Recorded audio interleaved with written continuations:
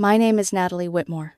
I was 34 years old when I learned that sometimes a single empty place setting can expose an entire lifetime of conditions hidden beneath the word family.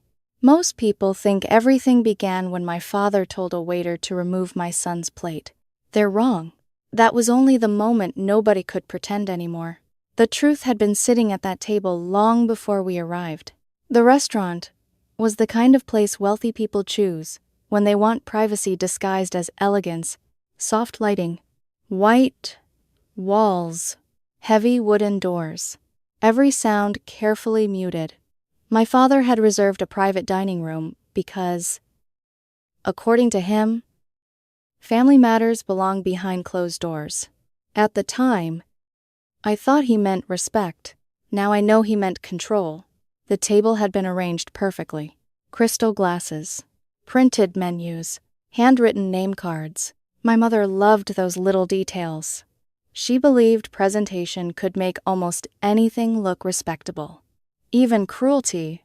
I was standing beside my boyfriend, Daniel Carter. Daniel wasn't a loud man. He rarely raised his voice, rarely demanded attention, but there was something steady about him. The kind of person who made a room feel safer simply by walking into it. And beside me stood Ethan, my 10-year-old son, the center of my entire world. He was the kind of child who noticed everything, the kind who thanked cashiers, the kind who worried when strangers looked sad, the kind who always tried to make room for everyone else, which made what happened next hurt even more. Ethan's eyes moved across the table. One card for me, one for Daniel, one for my mother, one for my father, one for my sister. Then confusion appeared on his face. There was no card for him. For a second, he said nothing. I watched him search the table again, as if maybe he had missed it, as if maybe there was another chair somewhere. He slid into an empty seat anyway, trying to be hopeful, trying to believe adults wouldn't forget something that important. Then my father spoke. "Natalie." His voice was calm, far too calm. The waiter immediately stepped closer. My father pointed toward Ethan's place, setting, "That plate doesn't belong there." The room froze. I thought I had misunderstood. The waiter hesitated. My father repeated himself. "We don't seat strangers at our family table." The words hit harder than any shout ever could. For a moment, I couldn't move, couldn't think, couldn't breathe. Then I looked at Ethan. He wasn't crying. That would have been easier. Instead, he just stared at the empty space where his plate had been, like he was trying to solve a puzzle, trying to understand what he had done wrong. The waiter apologized softly and lifted the plate. Nobody stopped him. Not my mother, not my sister, not even me. Not fast enough. And that failure still lives inside me. Ethan slowly pushed back his chair. No questions, no protest, just quiet resignation. The kind no child should ever learn. He walked toward the doorway. For one terrible second, I realized this wasn't the first time he'd felt unwanted. It was only the first time my family had shown it so openly. "Dad, are you serious?" My voice sounded distant. My father folded his hands. "This is a family dinner. Ethan is my family. You brought a child into an adult situation without discussion." My mother immediately cleared her throat. "Natalie, let's not start like this. Not start like this." As if my son had created the problem by existing. My sister, Rebecca, stared down at the table, avoiding everyone's eyes. My father leaned back in satisfaction. He thought the conversation was over. He thought authority had won. Then Daniel stood. The room shifted. Not because he raised his voice, because he didn't. He picked up his water glass. Not for a toast, just enough to make everyone look at him. "Thank you," he said. My father frowned. "For what?" Daniel's expression remained calm. "For making your position clear early." "Silence?" My father told him to sit down. Daniel remained standing. I came here because I intend to marry Natalie. My mother's eyes widened slightly. The words weren't new. We had already discussed marriage, but hearing them spoken aloud made everything feel official. Daniel continued, and because of that, I wanted to understand the family I'd be joining. My father crossed his arms. You've seen it? Daniel nodded. Yes. Then he glanced toward the doorway Ethan had disappeared through. And now I've seen how you treat a child who already wanted to love you. The room went silent. My mother's inhale was sharp enough to hear. My father laughed once. A short, dismissive sound. You're being dramatic. Maybe. Daniel smiled slightly. But I'm also prepared. Something changed in my father's face. Only for a second. A flicker. The first hint of uncertainty. Daniel slowly set down his glass. There is something I need to explain before dinner continues. My father waved impatiently. Then explain it. Daniel looked directly at him. When I was 9 years old, my mother married a man who believed blood determined value. I saw surprise flicker across my father's features. Daniel rarely talked about his childhood. Even with me, family dinners became tests. Daniel continued, there was always a chair that wasn't really yours. My father interrupted, this isn't about your childhood. Daniel nodded, you're right. His eyes darkened. This is about Ethan's. The words landed like stones. Daniel let the silence sit. He never rushed important moments. That was one of the things I admired most about him. He understood that truth became heavier when people were forced to hear it. My father shifted in his chair. His confidence hadn't disappeared completely, but the certainty behind it was beginning to crack. Daniel rested both hands on the back of his chair. Ethan has already spent enough of his life watching adults decide whether he belongs. His voice remained calm, controlled, but I knew him well enough to hear the anger underneath. Tonight was supposed to be the first time he met the people who might become his grandparents. My mother opened her mouth, perhaps to soften things, perhaps to defend my father. I never found out, because Daniel continued before she could speak, and tonight, he got his answer. My mother lowered her eyes. My father leaned forward. I will not be lectured in my own family. Daniel nodded. I agree. That answer seemed to surprise everyone. My father blinked. Daniel continued. And that's exactly why I haven't told you something important until now. Slowly, he reached into his jacket. The envelope appeared, the same envelope I had seen weeks earlier but never opened. At the time, Daniel had only told me it was insurance, something he hoped we would never need. Now it sat in his hand, heavy with meaning, heavy with consequences. My father stared at it. What is that? Daniel placed it carefully on the table. My reason for staying calm. My stomach tightened. The room suddenly felt smaller. Rebecca finally looked up. For the first time all evening. What are you talking about? Daniel didn't answer immediately. Instead, he asked my father a question. A simple one. Do you intend to acknowledge Ethan as part of this family in the future? The room froze again. Even the waiter standing near the wall seemed unable to move. My father folded his arms. I won't be forced into anything. Daniel nodded once. That's all I needed. Then he walked to the doorway. Ethan. A few seconds later, Ethan reappeared. Quiet, careful, holding Daniel's phone with both hands. The sight broke my heart, because it meant Ethan hadn't gone far. He had waited. Alone. Probably expecting the adults to decide his future without him. Again, Daniel thanked him gently. Can you give me one more minute? Buddy. Ethan nodded immediately. No complaints, no questions, just obedience. The kind children learn when they're afraid causing trouble will make people stop loving them. After he disappeared again, Daniel unlocked the phone. He set it on the table. The screen faced my parents. At first glance, it looked like nothing. Emails, legal formatting, old dates. Then my mother's face changed. Color drained from her cheeks. She recognized something. Daniel noticed too. So you remember? My father immediately stiffened. Put that away. Daniel ignored him. Before I proposed to Natalie, I spent time understanding the family she came from. My father laughed bitterly. You investigated us. No. Daniel's eyes never left him. I verified patterns. The silence that followed was suffocating. Daniel tapped the screen. 10 years ago, there was a lawsuit involving one of Rebecca's children. Rebecca's face turned white. Stop. Her voice cracked. My father stood abruptly. Enough. Daniel remained calm. The contrast made my father look even more unstable. The settlement never became public. Daniel continued. Because someone decided privacy was cheaper than accountability. My mother's hands trembled. My father looked furious.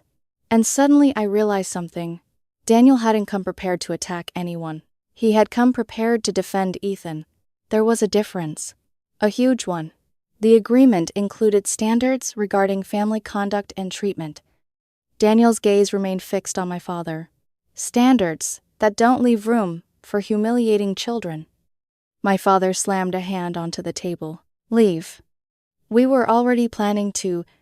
Daniel pushed the envelope toward me. Inside is a copy of the agreement. My father looked like he wanted to tear it apart. Daniel continued. And documentation of what happened tonight. My mother's voice barely rose above a whisper. This is unnecessary. Daniel finally looked at her. So was taking away a child's seat? The room went silent again. My father pointed toward the door. You are choosing this woman over your future. For the first time, Daniel smiled. Not a happy smile. A certain one. No. His eyes found mine. I'm choosing my future by choosing them. Them. Not her. Them. Me and Ethan. Together. For a moment I couldn't speak, because nobody had ever defended my son that way before. Not without conditions. Not without hesitation. Daniel turned toward me. Are you ready? I didn't look at my father. I didn't look at my mother. I picked up the envelope. Then I stood. Yes. As we reached the doorway, my father's voice followed us. This will have consequences. Daniel stopped, looked back once, only once, then said something I would remember for years. You already chose yours. We left. Not for dramatic effect. Not to make a point. We left because there was nothing left worth staying for. The drive afterward felt strangely quiet. Ethan sat in the back seat, holding his hands together, watching lights pass outside the window. Finally, Daniel spoke. I think we need ice cream. Ethan glanced up. For the first time all evening, a tiny smile appeared. Really? Absolutely. It sounded ridiculous after what had happened. But somehow, it was exactly what we needed. At the ice cream shop, Ethan slowly relaxed. The tension drained from his shoulders. Color returned to his face. Eventually, he asked the question I had been dreading. Did I do something wrong? The words shattered me. I immediately shook my head. No. Too fast. Too emotional. I took a breath. Then tried again. No. Sweetheart, none of this happened because of you. He studied my face. Children always know when adults are lying. Finally, he nodded. And somehow, that hurt even more, because I wasn't sure he fully believed me. When we got home, the messages had already started. My mother, my father, Rebecca, missed calls, texts, voicemails, all arriving one after another. My mother claimed my father felt attacked. She said families solved problems privately. She said public embarrassment helped nobody. I stared at the message. Public embarrassment. Interesting choice of words, because apparently humiliating a child wasn't public embarrassment, only confronting the people responsible. Rebecca's message was shorter, much shorter. How did Daniel know? I didn't answer. Hours later, After Ethan was asleep, Daniel opened the envelope. Documents spread across the kitchen table, carefully organized, every page labeled, every date highlighted. I sat beside him, finally asking the question that had haunted me all evening. Was tonight revenge? Daniel looked up immediately. No. The answer came too quickly to be rehearsed, too honestly to be fake. Revenge would be public. He tapped the papers. This is protection. Then he told me everything. How my father had begun asking unusual questions months ago. Questions about custody.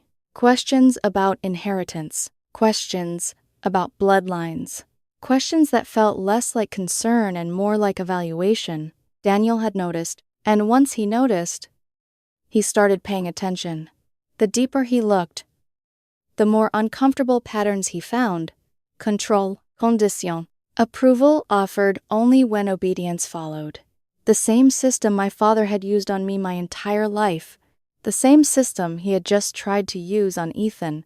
The next morning, my father arrived at my apartment. Alone. No apology. No flowers. No regret. Only anger disguised as concern.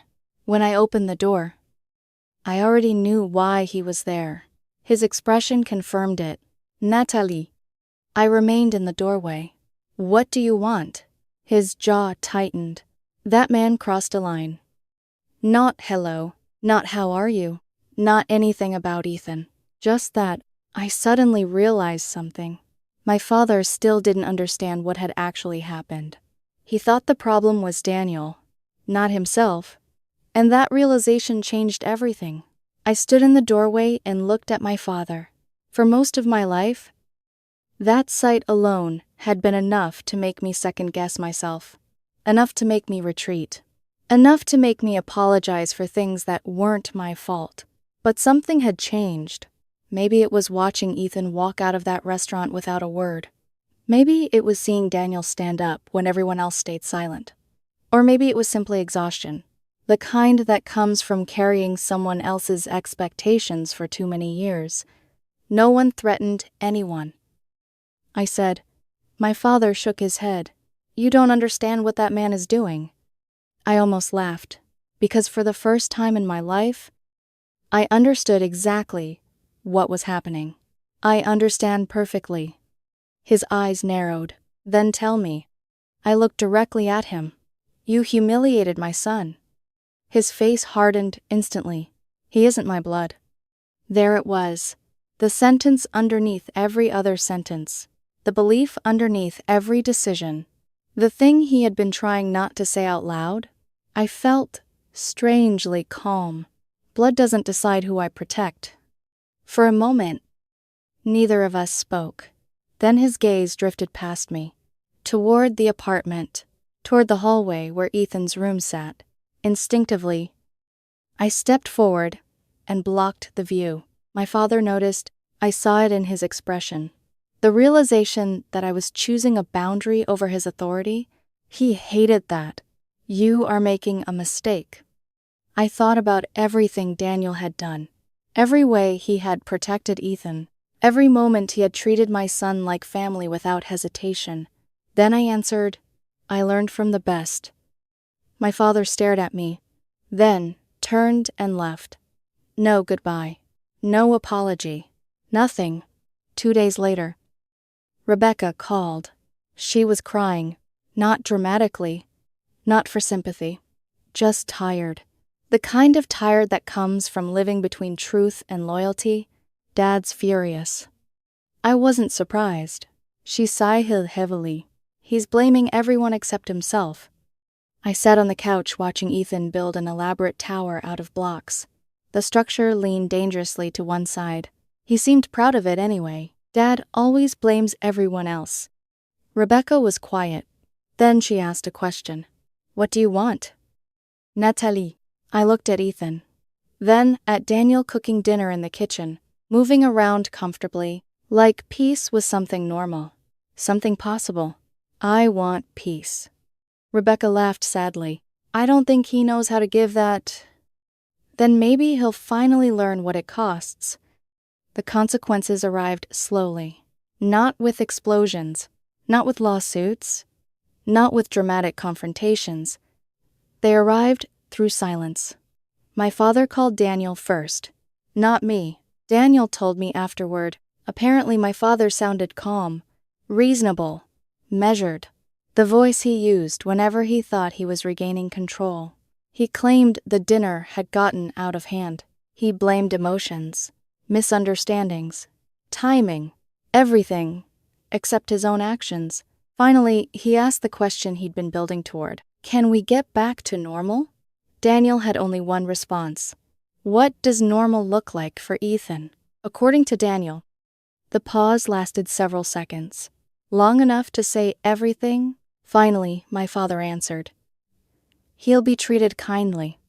Daniel waited. My father continued. Appropriately. That single word ruined everything. Appropriately. As if Ethan occupied a lower category, a separate level, a different class of family. Daniel told him calmly that Ethan didn't need kindness with conditions attached. He needed belonging. The call ended shortly afterward. A few days later, my mother came over. She carried old photo albums, dozens of them, as if memories could function as evidence. She spread them across my dining table. Pictures from birthdays, school events, vacations, Christmas mornings. She pointed at smiling faces, at happy moments, at proof, she claimed, that I had always been loved. Then she said the sentence I had heard my entire life. Your father just struggles with change. I stared at the photographs, at years of carefully preserved memories, then asked one question, a simple one.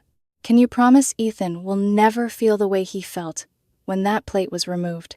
My mother opened her mouth, then stopped, looked down, adjusted a photograph, avoided my eyes, and answered without speaking. The silence was enough. Weeks later, a handwritten invitation arrived. Formal, elegant, carefully worded. Dinner at my parents' house. No private room. No exclusion. At the bottom, my mother had added a note. Please bring Ethan. I stared at the card for a long time. It felt strange, like an apology written by someone unwilling to use the word sorry. Daniel asked what I wanted to do. The answer came faster than I expected. I want Ethan to never wonder where he belongs again. Daniel nodded. Then we don't test that. I declined the invitation. An hour later, my father finally texted me himself. You are choosing a man over your family. I stared at the screen, then typed a reply. No hesitation, no fear. I'm choosing a child who never got to choose any of this. He never responded. Months passed, then more months. The silence stopped feeling painful, stopped feeling heavy. Eventually it began to feel clean. Life continued moving forward, and for the first time in years, it moved without conditions. Daniel and I got married on a bright weekday morning at the courthouse. Nothing extravagant, nothing complicated, just us. And Ethan? He stood between us, holding the rings, taking his responsibility so seriously that he asked the clerk twice if he should practice beforehand. Afterward, we went out for burgers and fries. Ethan proudly informed the waitress he was the best man, then asked if that meant he was entitled to 2 desserts. That day felt more like family than any formal gathering I had ever attended. A few weeks later, Ethan asked why we no longer visited my parents. The question came casually. Children have a way of discussing life-changing things while building toy towers. I thought carefully before answering. Sometimes adults decide love comes with rules. Ethan listened. I continued. And sometimes they don't like hearing that those rules hurt people. He considered that for a moment, then nodded. Okay. And returned to his toys. Just like that. No resentment. No bitterness. Just acceptance. After he left the room, Daniel watched him quietly, then spoke. People like your father don't fear confrontation. I looked at him. What do they fear? He leaned back, becoming irrelevant. A year passed, then another. One evening, Rebecca called again. Her voice sounded different. Older, somehow. Dad's health isn't great. The words settled heavily between us. She explained that he had started asking questions. Not directly. Never directly. Questions about me. About life. About school. About Ethan. Though apparently he still struggled to say Ethan's name, she asked if I would consider calling him. I remembered the empty chair, the missing plate, the silent walk toward the door. No. Not yet. A few weeks later, a package arrived. No return address, no note, just a plain box. Inside was a smaller wooden box. And inside that sat a child's plate. Blue rim. Small stars painted around the edge. Beautifully made. I turned it over. And froze. Written carefully on the back were 2 words. Ethan Whitmore. My father's handwriting. I sat there for a very long time, holding it, trying to understand what it meant. Regret. Loneliness. An apology. Or simply guilt. Daniel eventually sat beside me. Do you want to put it out? I looked at the plate. The seat that had been denied. The place that suddenly existed, years too late. Then I gently placed it back inside the box. No. I closed the lid. Not angrily, not cruelly, just honestly. Because belonging doesn't work retroactively. You don't remove a child's place at the table and return it later when you're finally ready. You don't teach someone they are optional, and then expect a gift to erase the lesson. Maybe one day my father would say the words that actually mattered. Maybe he wouldn't, but either way, Ethan grew up at a table where his place was never questioned, never negotiated, never earned. And in the end, that became the only inheritance that truly mattered